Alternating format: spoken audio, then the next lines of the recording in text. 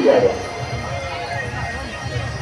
కొత్తవేడు ప్రసాద్ గారు అన్నదాన కార్యక్రమానికి 100 రూపాయలు సమర్పించారు. అన్నదాతలు సుఖీభవ అన్నదాన కార్యక్రమానికి ప్రవేశం ఇచ్చేటటువంటి భక్తులు పల్లపు లక్ష్మి గారు అన్నదాన కార్యక్రమానికి 100 రూపాయలు సమర్పించారు.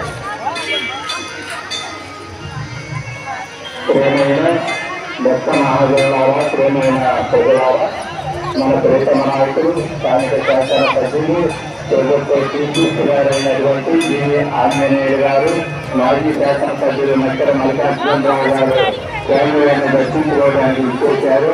ఘనమైన స్వాగతంతో ఆలయ కమిటీ వారు వారిని మరి ఘనమైన స్వాగతం పలుకుతా ఉన్నారు.